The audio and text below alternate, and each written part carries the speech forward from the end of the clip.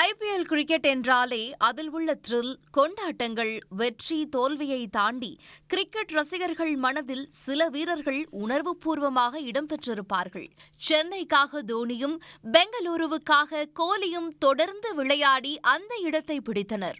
ஆனால் பல அணிகள் மாறிய பின்னும் ஐபிஎல் ரசிகர்கள் மனதில் தனி இடம் பிடித்தவர் தினேஷ் கார்த்திக்.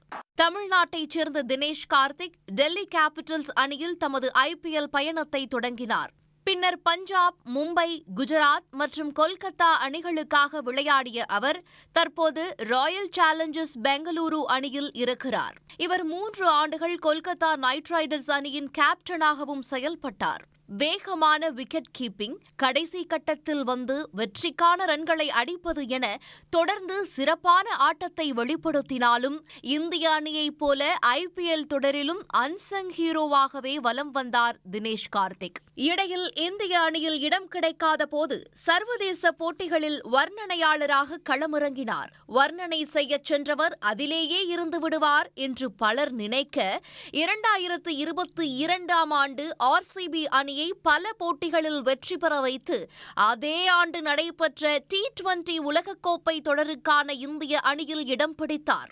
மூத்த வீரருக்கே உரிய அமைதி, இக்கட்டான சூழலில் நின்று விளையாடும் திறன், எதிரணி வீரரை புன்சிரிப்புடன் எதிர்கொள்ளும் விதம் என தாம் விளையாடிய ஒவ்வொரு அணிக்கும் கேம் வின்னராக தினேஷ் கார்த்திக் திகழ்ந்தார். தனது நீண்ட நெடிய ஐபிஎல் பயணத்தை நடப்பு ஆண்டுடன் நிறைவு செய்யும் தினேஷ் கார்த்திக் இதில் ஒரு குறை மட்டும் மனதில் நெருடிக்கொண்டே இருப்பதாக முன்னர் கூறியிருந்தார். சென்னையை சேர்ந்தவர் என்பதால் ஒருமுறையாவது சென்னை சூப்பர் கிங்ஸ் அணிக்காக விளையாடிவிட வேண்டும் என்பதே தினேஷ் கார்த்திக்கின் ஆசையாக இருந்துள்ளது.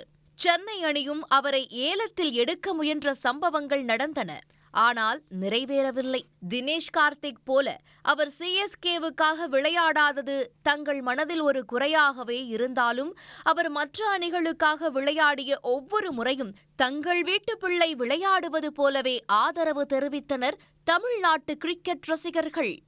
உடனுக்குடன் செய்திகளை தெரிந்து கொள்ள சன் நியூஸ் பெல் ஐகானை கிளிக் பண்ணுங்க.